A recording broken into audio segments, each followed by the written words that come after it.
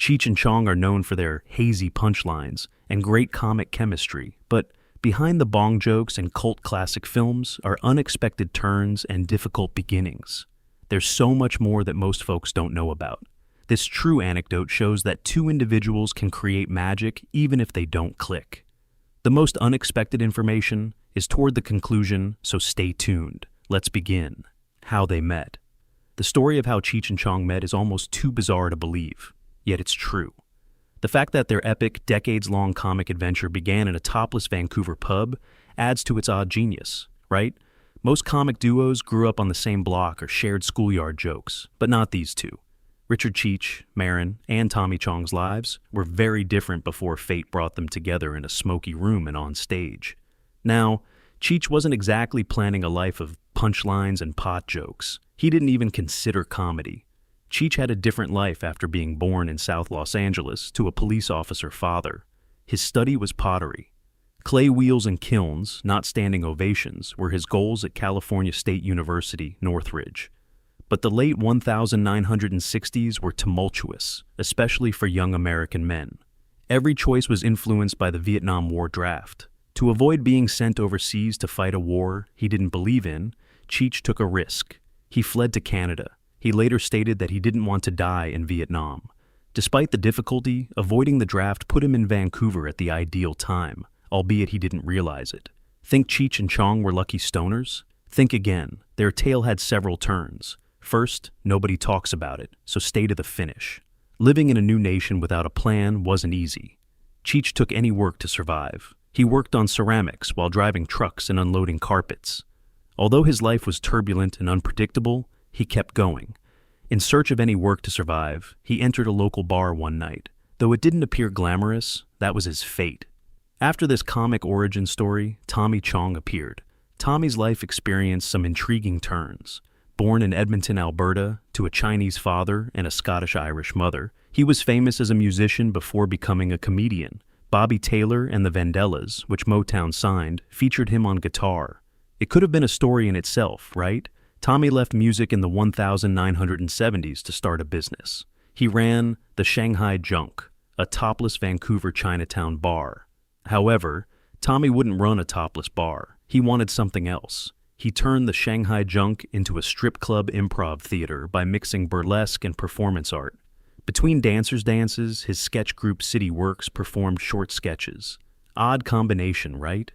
Somehow it worked. Tommy liked trying new things and pushing boundaries, and this setup lets him. Cheech entered the Shanghai Junk one night in 1970 seeking any work. Not trying to be funny.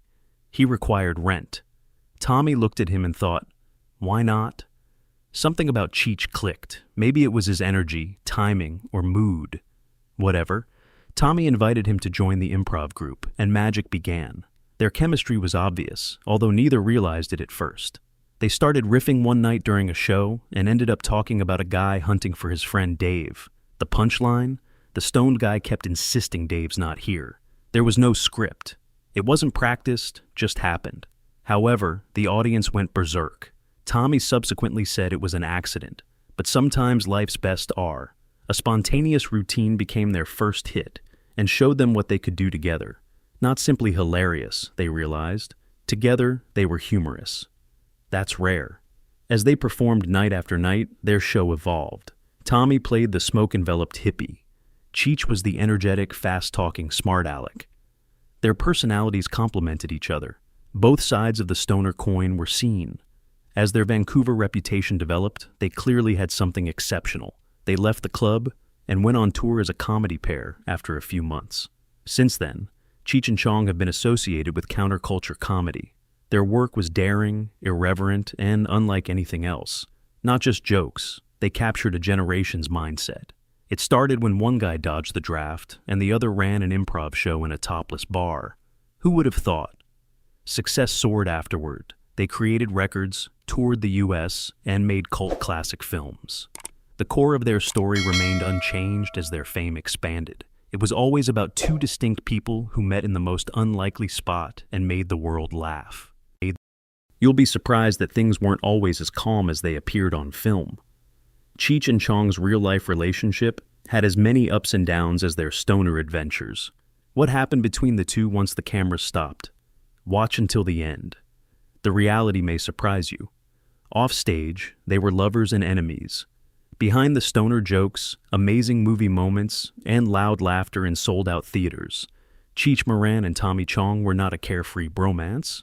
They appeared inseparable on television, two humorous half of the same odd coin, but their union was tumultuous, creatively different, and lasted over 2 decades. Classic example of the public seeing only the polished product, not the mess behind the curtain. Why did their perfect team break up so bitterly? If you can look past the cannabis smoke and laughing, Cheech and Tommy's story slowly answers that question. Cheech Marin's memoir says he and Chong were never best buddies. Cheech said their relationship was more like brothers, bound by experience, length, and a peculiar loyalty. My brothers. We're not best buddies, he wrote, revealing their dualism. They could argue fiercely one minute and then do a great comedy routine the next. Doesn't that tire you emotionally? Their partnership was like that. Cheech likened their relationship to pearls, which developed from irritation inside the shell under pressure. Could the spark that made them comedy legends also tear them apart? Cheech believed their stage and screen chemistry wasn't always based on mutual respect. It occasionally happened, nevertheless. He remembered that they would perform as if nothing had happened, despite furious backstage disputes and egos. They were able to separate their personal difficulties from their professional delivery, which was commendable but also revealed deeper issues. Cheech subsequently described their conversation as push-pull. Sometimes you wanted your brother to be quiet. Other times, you needed his support. That non-stop emotional roller coaster made for excellent humor but a problematic partnership. What part did ego play in this unraveling? Quite enormous, if you ask both men. Creative control was a key issue. Tommy Chong directed 4 of their 6 major films from 1978 to 1984, even though both wrote them. For Cheech, this imbalance was significant. He later said it was quite delicate. Chong may have claimed that the setting was a strategic trade-off, but Cheech couldn't deny how it translated into a disproportionate power dynamic on set. Sometimes tension spilled onto the screen. Chong told Cheech in a documentary that he never merited directorship. That's a loaded charge, right? Cheech didn't take it lying down. Lie, I directed as much as you did, he replied. Hearing them dispute over credit may have surprised or disappointed long-standing fans, but it provided a more realistic picture of their working relationship. When two creative minds encounter and think they know best, isn't confrontation inevitable? Their issues worsened with fame. It looked to change in the early 1980s, especially with Nice Dream's 1981 production. Cheech thought things got more hostile then. He says Chong got more controlling. Cheech felt forced out of a creative process he'd helped construct by his desire to write, direct, and make all the important calls. No longer a partnership. Cheech was the sidekick, making it a one-man act. When someone feels invisible, can a team survive? The 1985 Straw was the last. After releasing their album, Get Out of My Room, Cheech wanted Chong to record his song Born in East Los Angeles, which he was delighted about. But Chong refused. He declined, ending their 17-year comic partnership. Cheech independently produced the song and film, which was critically and commercially successful. However, a deep chasm had finally opened beneath that success. Chong admitted years later that he probably caused their partnership's dissolution. He claimed to be megalomaniacal. After experiencing directing and its authority, he found it hard to let go. He said, "Your word's God," expressing how many directors descend into hubris. Almost terrible, right? The role that offered him artistic freedom also split them. That doesn't mean they never met again.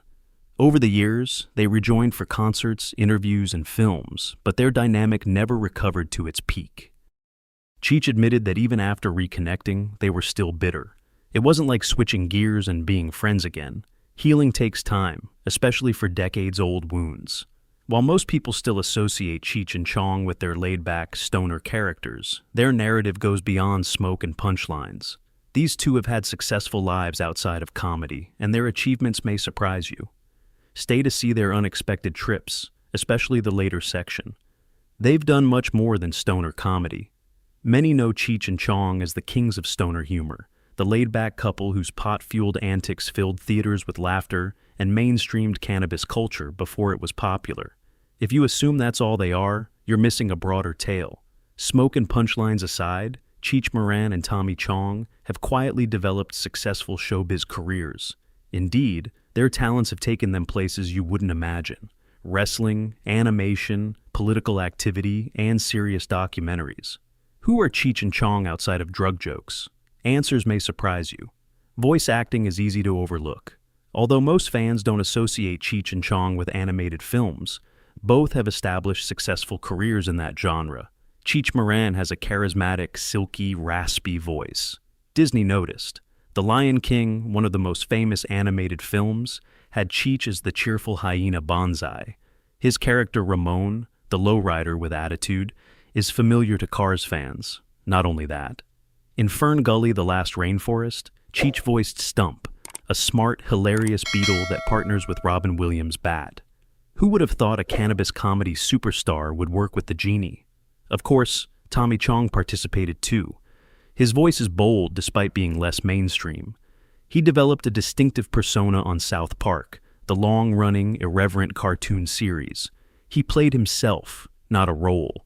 Chong played a fake version of himself in Cherokee hair tampons, which mocked alternative medicine and New Age wellness trends. South Park was cheeky, weird, and classic. The performance showed that Chong could laugh at himself while still performing well. Cheech and Chong have voiced everything from family-friendly characters to bawdy caricatures, surprising fans with their versatility. Animation wasn't their only surprising turn. In one of their most startling moves, Cheech and Chong entered professional wrestling. March 2010 saw the iconic tandem guest host World Wrestling Entertainment Raw, the premier show of World Wrestling. What were two pot comedy veterans doing on a wrestling show? Obviously promoting their Get It Legal tour. More importantly, they brought their energy and irreverent wit to the ring. They even met wrestler Santino Marella, but they found marijuana in his herbal tea, making the interaction absurd. Despite being goofy, the whole thing showed how adaptive they were. Cheech and Chong seemed at home in comedy clubs, cartoon studios, and sports arenas. The more serious part of their narrative rarely gets enough attention. Cheech Marin and Tommy Chong have evolved beyond entertainment. They've become activists, appearing in political and health documentaries that go beyond comedy. Tommy Chong, a personal documentary about Tommy's arrest and prosecution by the U.S. government for selling glass pipes and bongs online, is one example. Some may have dismissed it as a celebrity scandal, but the video illuminated the hazardous substance battle and its selective enforcement.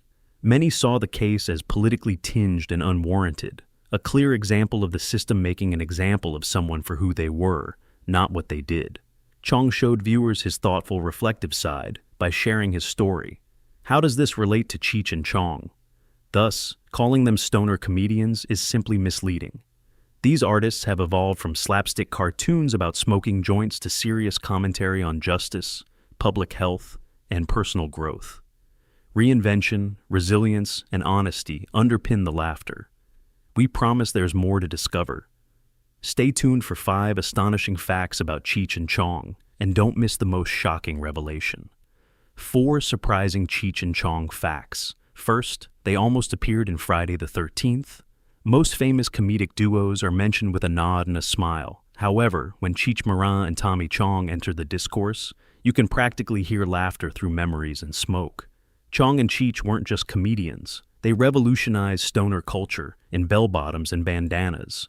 Their films were crazy, humorous, and bizarre in the greatest way.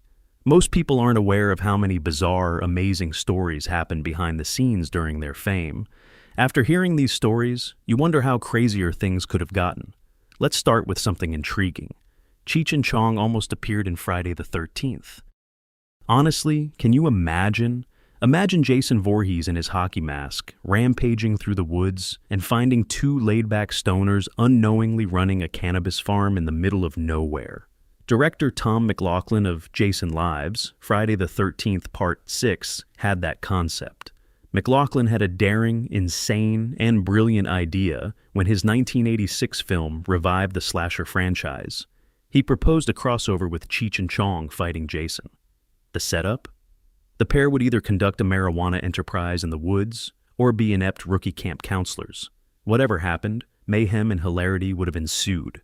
Second, a cop made their license plate funny. You thought you'd heard everything? There are other oddball stories in their archives. The MOF DVR license plate in Up in Smoke is one of their most memorable moments. That clever detail is one of stoner film's most unforgettable visual jokes. Most fans are unaware of this twist. Cheech and Chong didn't even scratch the surface. That plate's origin? A genuine policeman owned it.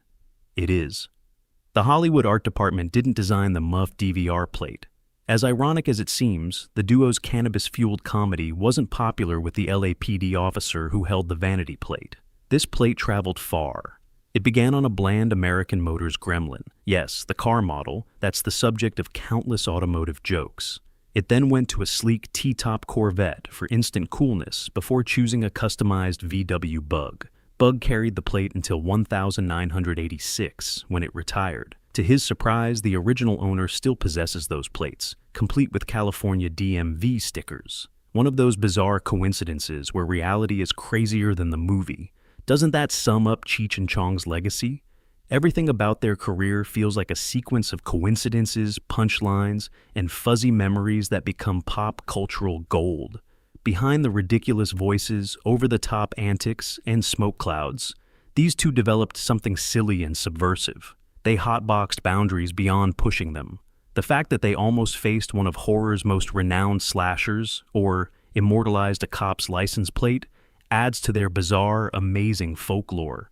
So, next time someone says comedy is easy, or that stoner humor can't have cultural depth, ask them to look at Cheech and Chong, because beneath the laughter and cannabis jokes is a strange, twisted, fascinating history that most people have never heard.